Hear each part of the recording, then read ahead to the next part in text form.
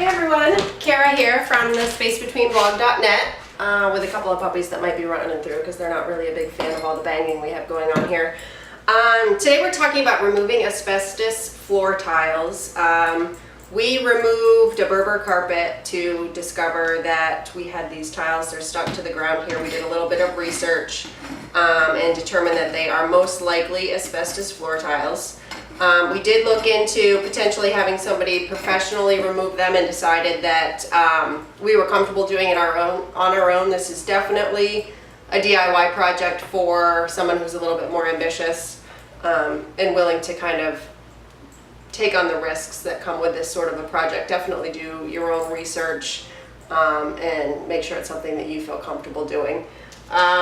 You know, some sites recommend putting on a full hazmat suit. I probably should have gloves on. I don't have any handy, but what I've been doing here is spraying the area with water.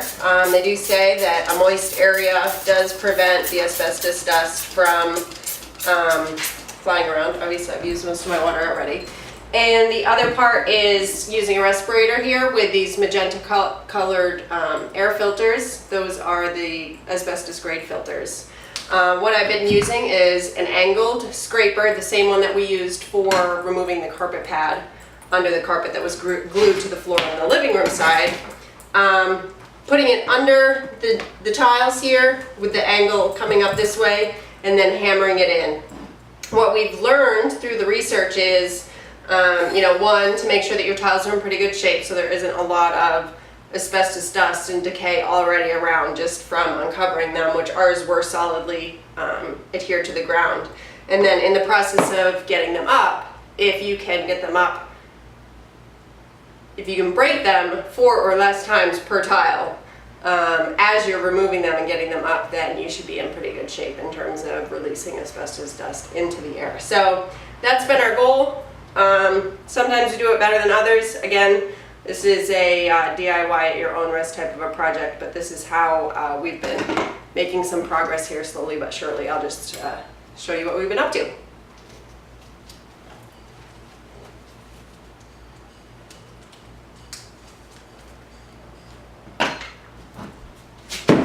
Start in the corner.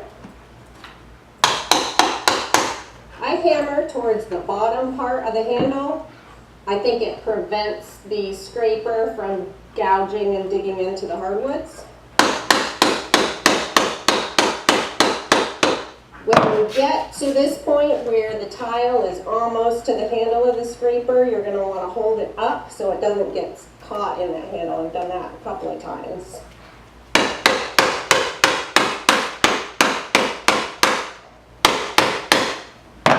And then when it starts to break the tile from that side, just move on to a different corner.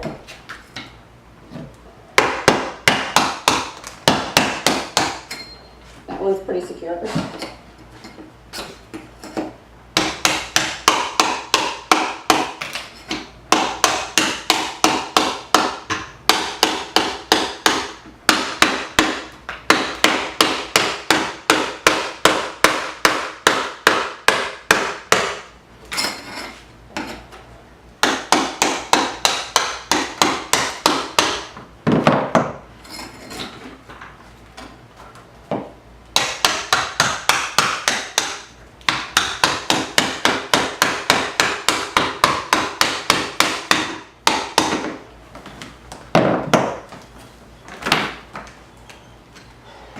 So I got the majority of that one up in one shot, other than a few small spots.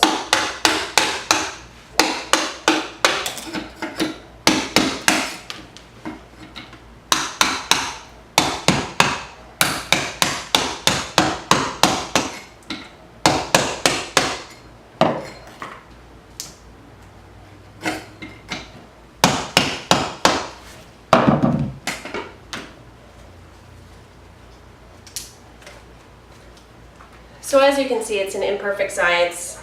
That's the strategy we've been going with. It does take some time. It is hot here in Key West. But hopefully you find the tip helpful.